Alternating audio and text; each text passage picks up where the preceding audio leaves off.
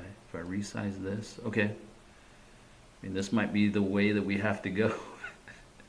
But this way you've got my face, you've got this camera shot, you've got my microphone, and you got whatever.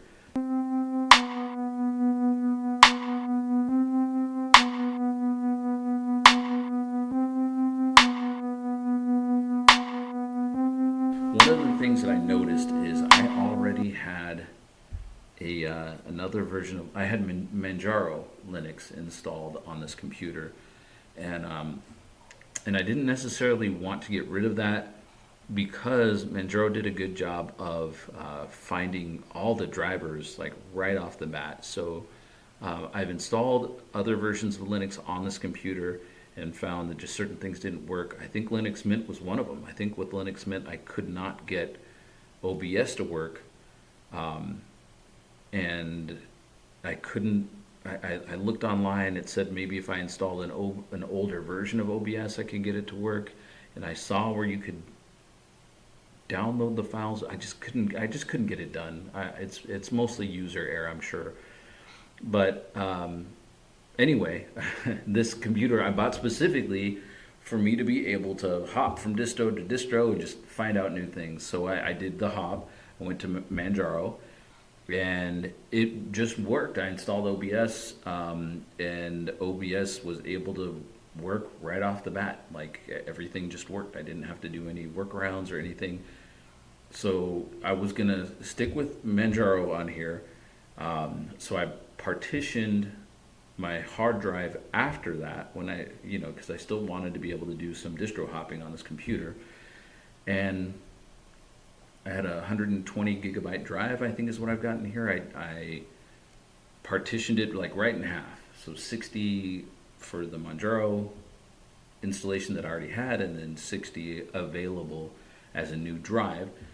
And I went to install this version of Windows, this version of Linux, Synex, and I guess the bootloader for Synex overrode the bootloader that I had for Manjaro, and it did install to the second partition, but when I rebooted, it didn't give me the option on which operating system to boot into. It just boots into Synex. So I think at some point I am going to reinstall Manjaro on here, and I'm just going to have to work and try to discover a way to create the partitions so that the system doesn't overwrite. I don't even know if I can do that, so I might just have to continuously reinstall Manjaro on this computer if that's what I'd prefer to go with, or I'll just leave whatever is the most recently installed version of Linux on this computer. I really need to start turning off my phone when I'm recording, just so I'm not getting these alerts. There we go. Usually I'm not this popular. I don't know what's going on, but that's going to have to turn off for now. And it takes it a few seconds here. Bam. Now I'm in English. So got information here. I'm not sure if it says, it does say NVIDIA Driver Wizard, and it includes legacy support. So maybe that's why it's working so well with this computer and the configuration that it's got, because it's got an NVIDIA GPU, but it's old. It's old. So I'm surprised that anything is able to find it. But like I said, Manjaro was able to work with it, so I guess this Synex will work with it too. But let me go ahead and we'll just go into Distro Watch. So since I already know the name, so this is where I go when I install these new distributions, when I try to find something new. There's a random distribution button here, and I just click on that. I'm good. So, and as you can see, the last thing I typed in is Manjaro, because I did reinstall or re-download that, and I already I was going to say burned it. I already put the ISO on a USB and got it ready so I can reinstall it once I'm done with this video. But let's go to Synex, and I'll just read a little bit about what it is. So yeah, I guess it is in Spanish because it says here its origin is Argentina. but it is Linux, obviously. It's based on Debian stable. And it's got a bunch of different desktop environments, I guess, that are pre-configured, and so you could just get them with the download. It looks like you can get it with all the different, well, not all of them, but a lot of the different desktop environments. We've got GNOME, IceWM, which I haven't tried that one yet. LXDE, I have not tried either. Mate, I have not tried. I am really sounding like a noob, and I am a noob, but KDE Plasma, which I have on one of my computers running Bazite, and XFCE, which I've tried a lot, and I do, and I was going to say enjoy, but I do like XFCE. It's very easy to get around, especially for somebody coming from Windows. It feels very familiar. But let's see, it says Synex is GNU, or GNU, is how I hear a lot of people say it. GNU Linux, based on Debian stable branch. So it is Debian based. So that makes it kind of cool. I don't know why the package manager is so different. It's this MX package installer. Okay. So here we've got my package installer. Let me go back into that. So we've got my package installer, and it's the MX package installer, which is different. Although this is Debian based, it's not pulling up package installers like I'm used to. It's not pulling up Snap. Like I think Bazite uses the Bazaar. It doesn't use it. One of the more common package managers. This one I've only used in this distribution. You go into the MX package installer, and you've just got all these categories, and you can just go ahead and select a category for what you need. And see if it's got the application that you're looking for. I guess you can do a search here as well. But like, for instance, I went to Kden Live. I did install on here, so that's probably under video, I'm guessing. And there it is. So it's already checked. It's already got a green check mark next to it, but it's got the KDE video editor. So I just go under video, and then I select it there. Well, here, like, for instance, I don't have VLC installed on here yet, so if I check it, I guess I can just go to install. I have to type in my password. I'll go ahead and do that and authenticate, and there we go. So this is, I guess, what it looks like. Hopefully this is getting caught in OBS, but it's just going to go through and install. The following packages were selected. Click show details for changes. You need to get 13.7 megabytes of archives. After unpacking, 70.7 megabytes will be used. Click OK, and then it just starts going. It looks a lot like a terminal, but this is the way this package manager works. And I don't know if this is like my experience with Manjaro, and by that I mean if it goes out selecting what works best with your setup. But there it goes. See, it finished successfully. Like I said, this is an older computer, so the fact that I can just do all this with this computer is crazy. VLC is showing up now, and I've probably got way too many things being captured by this video card. Luckily, again, as I mentioned, I have upgraded this computer's memory to the maximum, which is 8 gigabytes of DDR3. I think it's DDR3L SODIMM RAM. I'm not sure what speed it's running at, but I'm sure it's not the fastest, but it hopefully is giving the computer enough resources to be able to do stuff like this. But again, my main focus here was just so that I can show you that you're able to do stuff like this, and it doesn't require a whole lot of funds. The thing that I don't like, I love the new technology that comes out. Don't get me wrong, I'm not like an anti-tech or an anti-new tech type of person. What I don't like is the fact that it's becoming thought about, this is the impression that I'm getting by the manufacturers, that these things at this point should be disposable, that they should only be good for a fixed amount of time. You're supposed to get rid of them and immediately put a bunch of money that you might not have into the next system that comes out. And I just don't like that. I, and I don't know if this is just I was going to say a product, if this is just the outcome of me getting older and maybe just valuing the money that I've earned, that I worked for more, and I don't want to see it just thrown away. I'm using this old TCL phone to record this video because it works.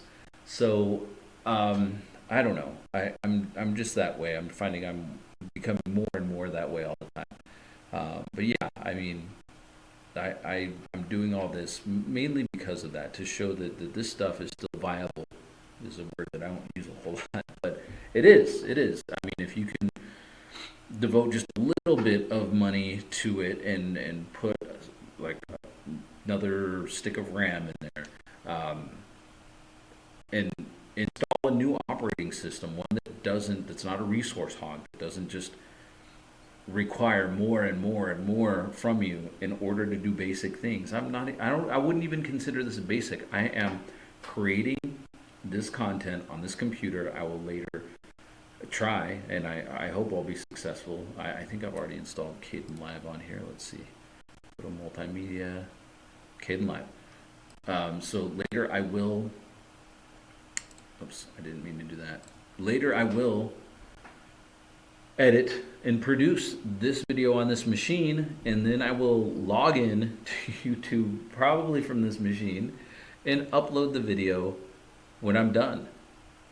So most of the stuff will be done using this computer. In fact, I'm hoping that all of it, as far as what the computer requires, or what's required, what portion of the video is required that the computer be involved, is done all from this computer. Yeah, and then I'll just hop to another distro, and you guys can look at this and decide, hey, I like the way this looks. This is kind of cool looking. Or you guys, I mean, this even has an NVIDIA driver assistant. Or you guys can decide, I haven't installed any Office apps, or you guys can decide that you don't like the way this looks. The great thing about switching, even though I did it so late in terms of my like relationship with computers, switching to Linux, is that there's just so much out there. Linux is just at this point, I mean, I don't want to say it's just a term. I mean, it is the operating system, but there's way more to it than that. And there are so many different, the reason why this website is called Distro Watch is because that's the term that's used, distros. There are so many distros, you can think of them as so many flavors of Linux out there, that there's probably one for everybody. And the nice thing about it is you can install something like this, like Synex, onto your computer, and maybe you don't, maybe not Synex, but you can install different versions of Linux, and even within that version, you can change the desktop environment. Maybe you don't want XFCE, maybe you want, what is it, XQCT, or one of the more popular ones like GNOME, or and I'm probably mispronouncing that. I think you pronounce the G and everything Linux, GNU, and I guess it's GNOME. So GNOME you can install. In my opinion, it looks way too much like Mac, and I've never been a Mac user, and I have my own reasons for that. But KDE Plasma, the way you can configure that, you can make it look so much like Windows if you are coming from a Windows environment, that it almost feels like just like somebody modified your existing Windows setup. It's almost that comfortable in getting into a Linux distribution like KDE, like a KDE Plasma desktop environment. I mean, that's the first distribution that I installed because I was looking to be able to game, was Bazite, and Bazite has KDE Plasma as its default desktop environment, and it felt to me anyway. Everybody's going to have their different experience, but to me, it felt so much like Windows that I just used it, and I think I didn't touch my main computer, which at the time I still was exploring ways to save that from having to ditch Windows and move on to a different operating system. But I liked the way Bazite ran on this older computer that I kind of revived, that I just continued to use that computer for like a week straight, and I didn't touch my Windows computer again for that week. And then I think I fired the Windows computer back up just to run Windows Update to see if somehow by some miracle, even though spec-wise it more than meets the requirements to run Windows 11, but for some reason the processor, it wasn't approved. I would fire it up after a week of running Bazite on one machine. I fired up my main Windows computer just to see if it had been approved, and it hadn't. And I kind of continued to do that on a weekly basis until the deadline finally came, and Windows 10 was officially end of life. They did give us an opportunity to, like, I can't remember, we could give in like some certain Microsoft points, which I guess they haven't given out in years, or give them some information. I can't remember what the requirement was. I did that, and they would give us a year of supported like updates to Windows 10. They wouldn't allow us to update to Windows 11. They would allow us to update Windows 10 to the point that it would continue to get support for another year. They would give us a year extension on our computers. And at that point in time, I had been a week of using Bazite, and I was getting so comfortable with it that I was like, hey, I could make the switch. I'll keep the other computer around just to see like if there's anything I need to do to finalize it before I make the switch on that computer. But for the time being, I'm just going to use Bazite on the secondary computer.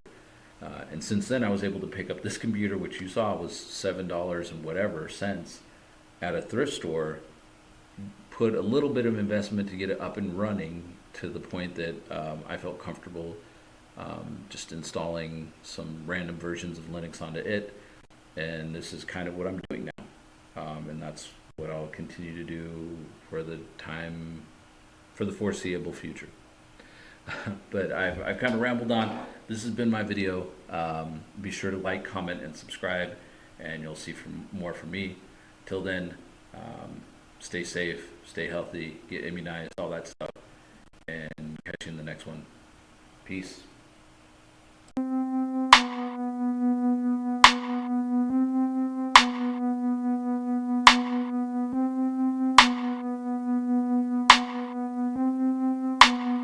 And you're not entertaining. And somebody got to tell you this. So I'm going to go ahead and launch Firefox, and it took me to the Synex website. It shows up in OBS. It doesn't look like it does. Let me go ahead and try adding another source. Look, you made your point, okay? Let's see, can I go to window capture? There we go. You failed. You failed. Listen, bro.